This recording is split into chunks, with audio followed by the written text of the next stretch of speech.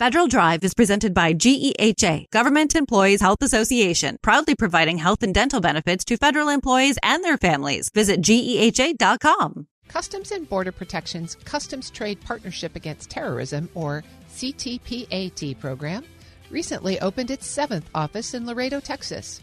The program was started in 2001 to ensure safety in international supply chains. To find out what that means, Federal News Network's Eric White spoke with the program's acting director, Peter Toohey. So developed in 2001, the Customs Trade Partnership Against Terrorism is a public-private partnership program for CBP. It seeks to strengthen international supply chains by working with the private sector who do so voluntarily. They implement stringent security measures in exchange for benefits from the government. Some of those benefits include fewer cargo inspections and expedited processing at the nation's ports of entry. The program itself has nearly 11,000 industry partners, runs across 13 different trade sectors, so it pretty much runs the gamut of all of trade. They do need to comply with minimum security criteria set forth by the program. So the focus of the program is to go out where those supply chains may take us across those 13 different trade sectors to make sure that those minimum security criteria, or MSC, are in place at all the facilities where they operate, as well as with their clients and partners and service providers, to make sure that at the end of the day, we're looking at that supply chain, making sure that the goods that are moving through that supply chain are protected, that if there's any risks that need to be mitigated, that they're being mitigated, so that we can designate those participants in this program as low risk and lawful traders, so that we can work on expedition of their cargo at the border, right? And in that way, CBP is better able to focus its efforts on high-risk cargo, those with unknown or uncertain status, right? So we can better use our resources at the nation ports of entry. That's the program in a nutshell. Going forward, this may seem like an obvious question and kind of a silly one, but what is the main goal of CTPAT? Because, it's created back in 2001, where the main concern was obviously after everything that happened in 2001, and terrorism was the main focus. Now you say supply chain security, people are thinking more along the lines of cyber and things of that nature with, solar winds and things like that. What is the main goal of CTPAT? When you say making sure that supply chains are secure, what does that look like on your end? So really the goal hasn't changed. Like, this program is a program that's working against terrorism, right? We want to make sure that terrorism is number one. Of course, we want to combat fentanyl trafficking, any kind of contraband within the supply chain, human smuggling, things like that. We want to make sure that what we're doing, our efforts are being put forth to secure the U.S. borders, right? Because if we're doing that, then we're securing the nation's economic security, right? So that mission set hasn't changed for us. Sure, there's been new threats. There's been new things coming at us, emerging threats that we need to adapt to. So this program's reliance upon the trade, I can't stress enough the value of that partnership, right? I mentioned before, this is a voluntary program. It remains so to this. I think that's such an essential program to make sure that we have the buy-in, but also we have some teeth to the program to make sure that people are adhering to the MSC, the minimum security criteria.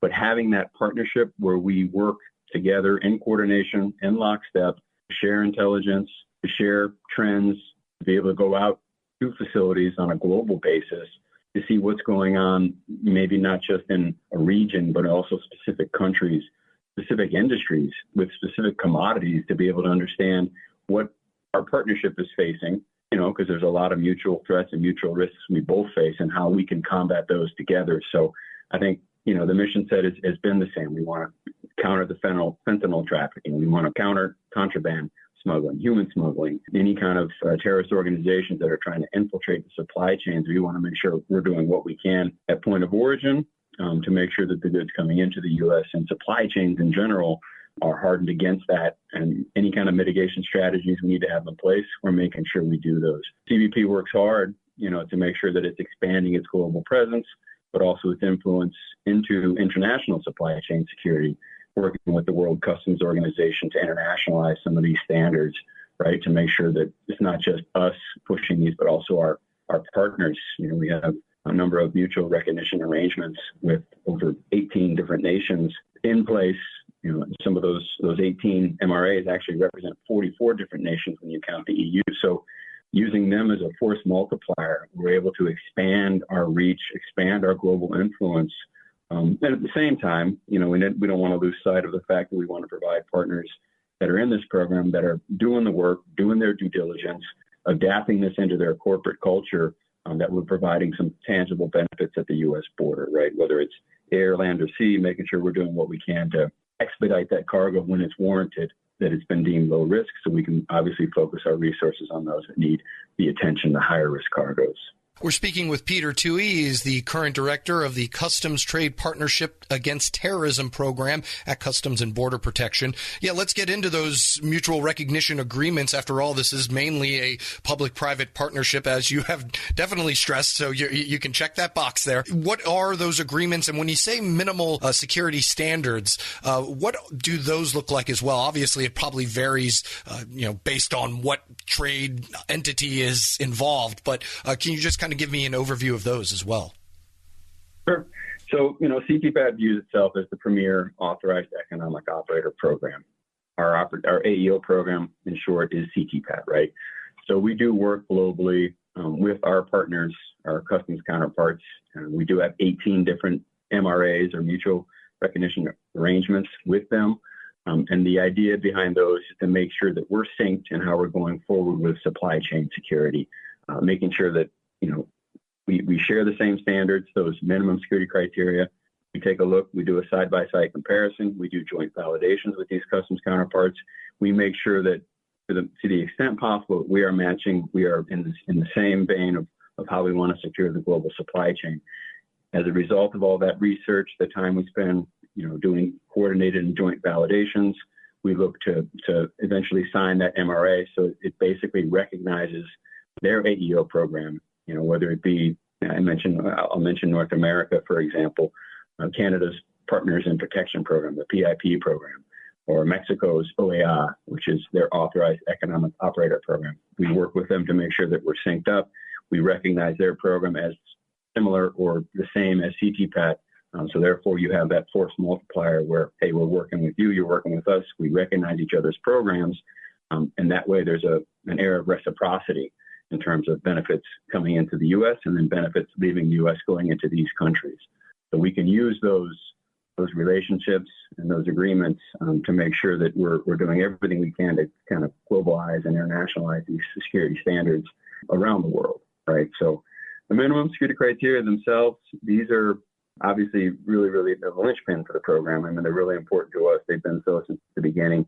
They have been developed, they have been changed and updated over the years. 2018, we did a lot of work, extensively working with trade, working with the Commercial Operations Advisory Committee, COAC, to develop these MSC, to update the MSC, to make sure that these MSC are capturing what it is that we're facing out there, whether there's emerging trends, threats, risks, things like that. We wanted to make sure we were staying nimble, pivoting where we needed to, updating where we were supposed to. So all that didn't happen in a CBP vacuum, right? Obviously, it happened alongside the trade and alongside COAC to make sure we were growing together and also updating these MSC together. So it's a product of the work we've done together. So making sure that their standards, I mean, you're talking, from corporate, from the CEOs down, making sure there's a place for CTPAT within that corporation. It's actually something that's been instilled throughout the corporate culture. That good corporate citizenry, making sure there's standards for how containers are held, moved, secured, sealed, how personnel are hired, how personnel backgrounds are done, making sure you have the processes in place to make sure you have good folks working for your company, making sure you have processes in place that you have standard operating procedures in place. So those MSC really speak to that. Each sector within CTPAT has its own unique minimum security criteria.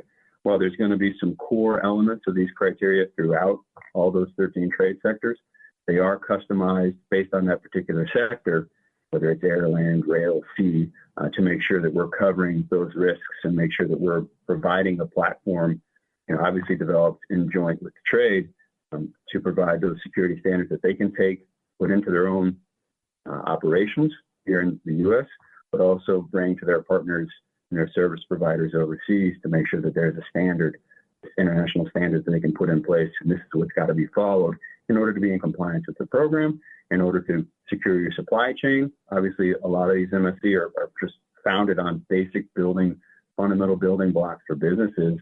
But as a result of having those in place, then we can provide those benefits at the border once we've done our validation process. So really critical, and I think you can see the connection if we want to connect with our customs counterparts overseas and have these agreements in place. 18 of them right now. We have 2 we're working on as joint work plans to hopefully make it to another MRA with 2 more countries to give us 20.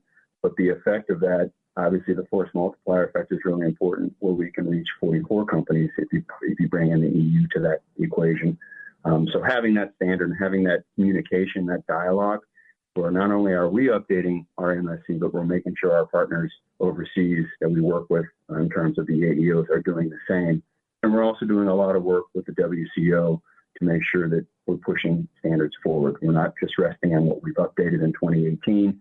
The new criteria, obviously our strengthened criteria came out in 2020, but we haven't stopped there, right? There's new things happening all the time, new threats at the border. We're making sure that those are being tracked, and then they inform our new MSC if we're going to be going forward with it.